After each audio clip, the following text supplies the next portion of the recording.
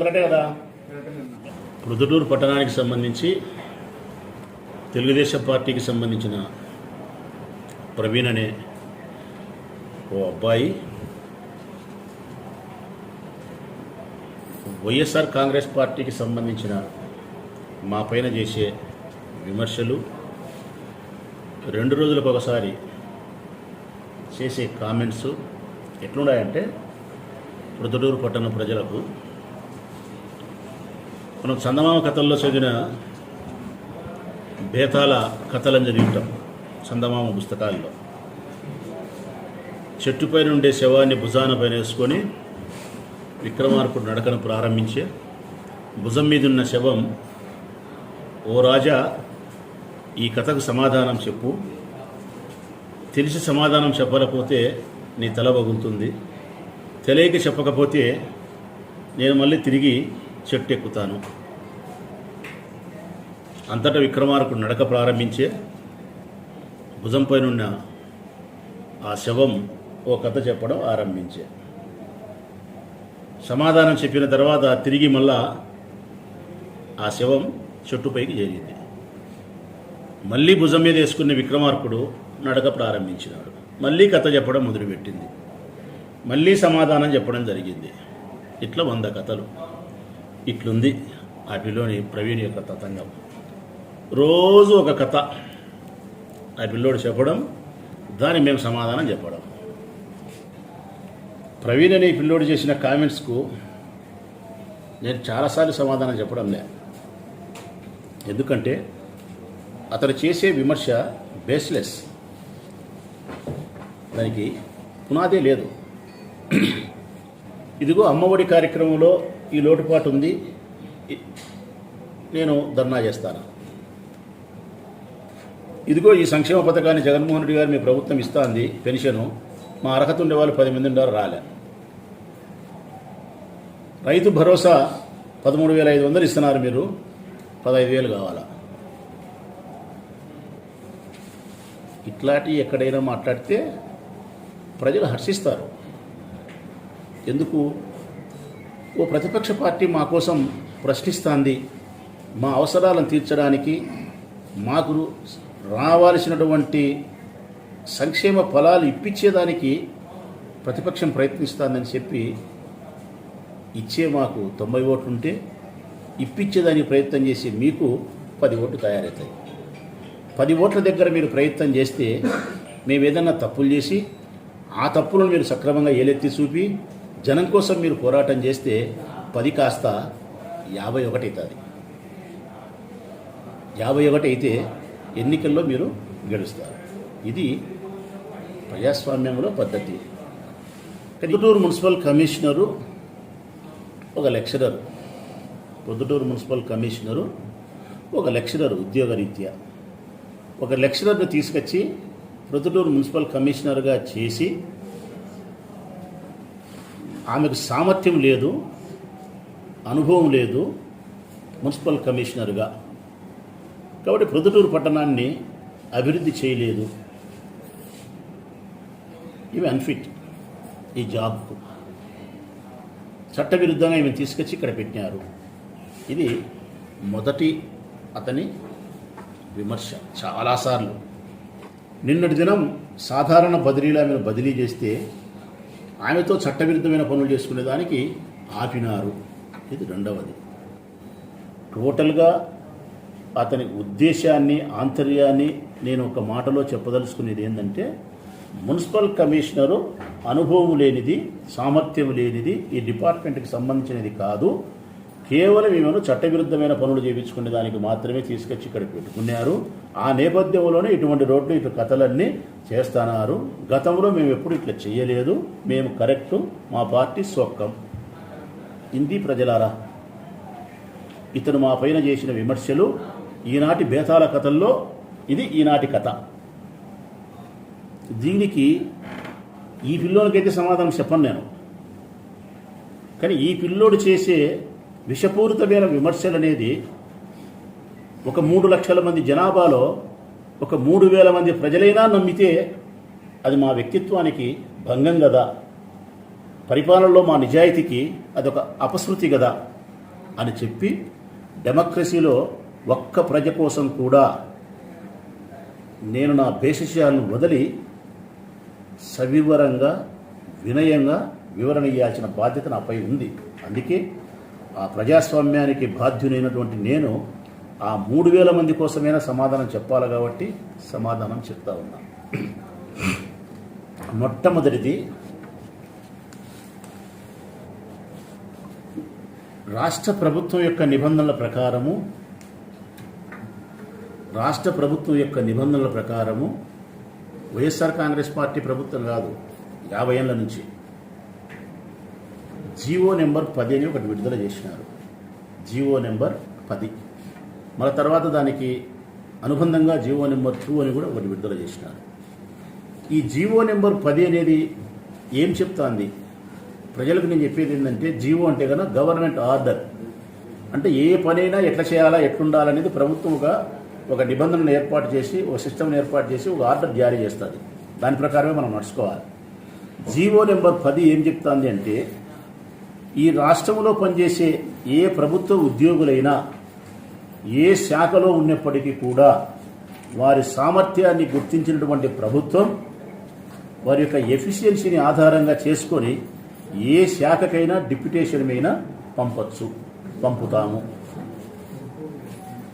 నీ ఇష్టం వచ్చిన శాఖ అంటే ఈ శాఖ ఆ శాఖ అనుకోండి, సంబంధం లేదు. ప్రభుత్వంలో ఉండబడినటువంటి ఏ శాఖలో అయినా జీవో నెంబర్ 10 ప్రకారము డిప్యుటేషన్ పైన ఏ శాఖకైనా పంపించి ప్రభుత్వం ద్వారా ప్రజలకు సేవ చేయించే అధికారం ప్రభుత్వానికి ఈ జీవో నెంబర్ 10కి ఉంది.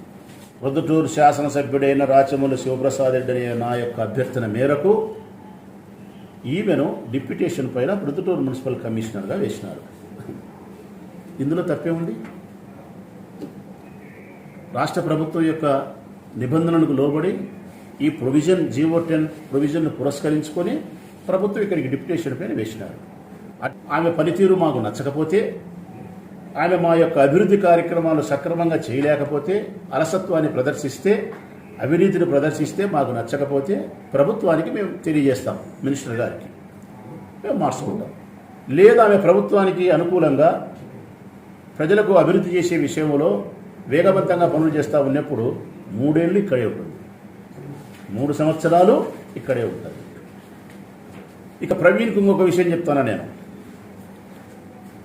ఈమె ఒక్కతే కాదు, రాధమ్మ గారు ఒక్కతే కాదు, ఇట్లా డిప్యుటేషన్ పైన తెలుగుదేశం పార్టీ అధికారంలో ఉన్నప్పుడు, చంద్రబాబు నాయుడు ముఖ్యమంత్రిగా ఉన్నప్పుడు చాలామంది మీ వాళ్ళు డిప్యుటేషన్ పైన తీసుకొచ్చి పెట్టినారు. ఉదాహరణకు నేను సేకరించిన వాటిలో డిప్యుటేషన్ పైన ఇచ్చిన దాంట్లో నందిగామకు వెటనరీ డాక్టర్ని తెచ్చినారు. అసలు పశువుల డాక్టర్కు మున్సిపల్ కమిషనర్కు ఏం సంబంధం? మరి ప్రవీణ్ చెప్పాలి. పశువులకు మనుషులకు కాదు వైద్యం, పశువులకు వైద్యం చేసే డాక్టర్ను నందిగామలో వెటనరీ డాక్టర్ని తెచ్చి మున్సిపల్ కమిషనర్ చేసినారు. తాడేపల్లి గూడెంలో డివిజనల్ అకౌంట్స్ ఆఫీసర్ని తెచ్చి కమిషనర్ చేసినారు. ప్రస్తుతం భీమవరంలో ఎండిఓ కమిషనర్గా పనిచేస్తున్నాడు. రాజంపేటలో మున్సిపల్ కమిషనర్ మున్సిపల్ డిపార్ట్మెంట్ కాదు, వేరే డిపార్ట్మెంట్. ఎర్రగుంట్ల కమిషనర్ వేరే డిపార్ట్మెంట్. ఇవన్నీ కాకుండా ఇంకొక సూటి ప్రశ్న అతన్ని అడుగుతాం. దీనికి సమాధానం చెప్పకపోతే బేతాళ ప్రశ్నలో తల పగిలేది విక్రమార్కుని కాదు, ఇప్పుడు బేతాళునికి తల పగులుతుంది. ఇప్పుడు దీనికి సమాధానం చెప్పాలి ఆ పిల్లోడు. ఎన్ రాధమ్మ అనే ఈ మున్సిపల్ కమిషనర్ గారిని లెక్చరర్ ఉద్యోగం నుంచి కడప జిల్లాకు సంబంధించిన మెప్మా పీడీగా తెలుగుదేశం పార్టీ అధికారంలో ఉన్నప్పుడు 2018 ఫిబ్రవరి 12వ తారీఖున మీ పార్టీ జిల్లా అధ్యక్షుడు వాసుగారు శ్రీనివాసులు రెడ్డి అండ్ మీ మంత్రి ఆదినారాయణ రెడ్డి వీళ్ళిరువురు కలిసి ఈ కమిషనర్ రాధమ్మ గారిని లెక్చరర్ ఉద్యోగంలో నుంచి పీడీగా, మెప్మా పీడీగా తీసుకొచ్చి ఈ జిల్లాలో కూర్చోబెట్టినది మీ పార్టీ పెద్దలు.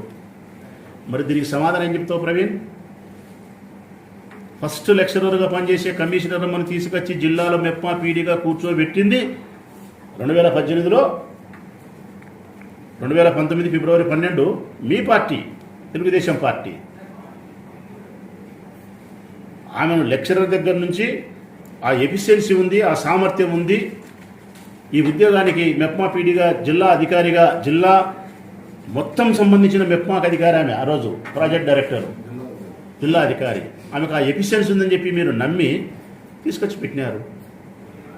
అక్కడి నుంచి మా ప్రభుత్వం వచ్చిన తర్వాత ఆమె యొక్క పనితీరు బాగుంది కాబట్టి మా ఊరికి ఉపయోగపడుతుంది అభివృద్ధికి అని చెప్పి మేము తెచ్చినాం. అంటే మెప్మా పీడీగా జిల్లా అంతటికి అధికారిగా పనిచేస్తుందని నమ్మిన మీ తెలుగుదేశం పార్టీ నమ్మినేది న్యాయం. మేము ప్రొద్దుటూరుకు మున్సిపల్ కమిషనర్గా పనిచేయగలుగుతుందని చెప్పి నమ్మి మేము తెచ్చినది అన్యాయం. నీవు, నీ పార్టీ పెద్దలు, మీ తెలుగుదేశం ప్రభుత్వం చేస్తే శృంగారం, మేము చేస్తే వేరేదే. ఎక్కడి న్యాయం అసలుకు? నిబంధనల ప్రకారము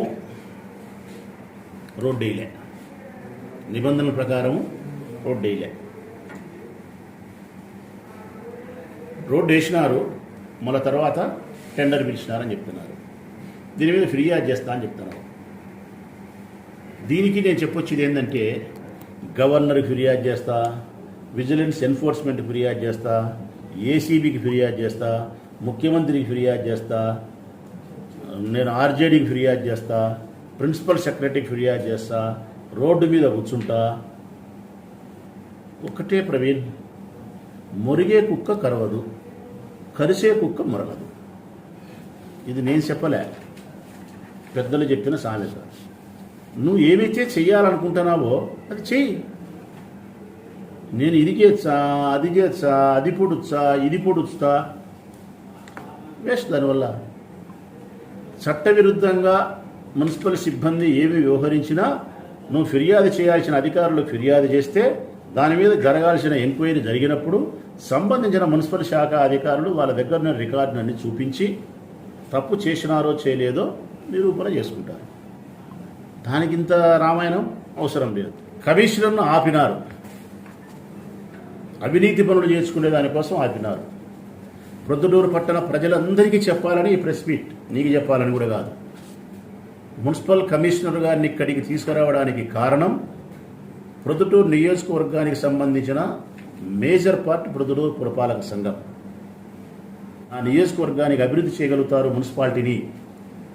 మా పార్టీ అధికారంలోకి వచ్చింది, ముఖ్యమంత్రి గారు నిధులు మంజూరు చేస్తారు, మాకు తలలో నాలుకై ఉండి శ్రమించే మనస్తత్వం కలిగిన అధికారి అయితే మాకు మేలని చెప్పి ఈమెను విశ్వసించి తీసుకొచ్చి ఇక్కడ పెట్టాం. మేము ఇక్కడ తెచ్చి పెట్టినందుకు మా నమ్మకాన్ని నిలబెట్టింది ఆయన. ఈరోజు నువ్వు మాట్లాడేది నేను మాట్లాడేది కాదు. ప్రొద్దుటూరు పట్టణ ప్రజలను ఎవరినైనా మీరు కదిలించండి.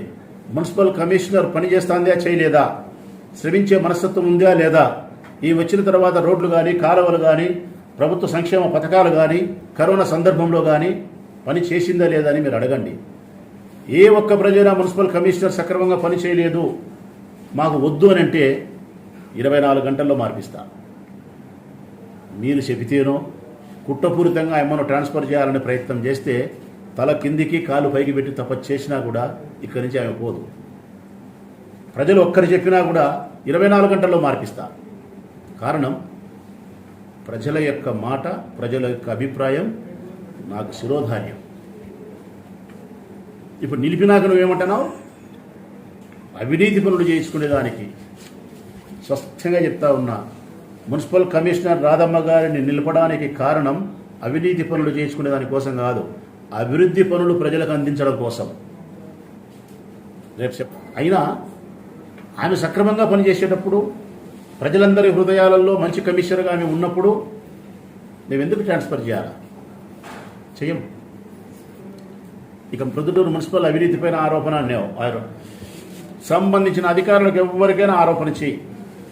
ఇక్కడ ఏదైనా అవినీతి ఉంటే సంబంధించిన ఉన్నతాధికారుల యొక్క విచారణ చేస్తారు. విచారణలో ప్రూవ్ అయితే కనుక శాఖాపరమైన చర్యలు తీసుకుంటారు. అది పెద్దగా ఏం గొప్పగా మాట్లాడుకోవాల్సిన అవసరం అది లేదనేది నా అభిప్రాయం.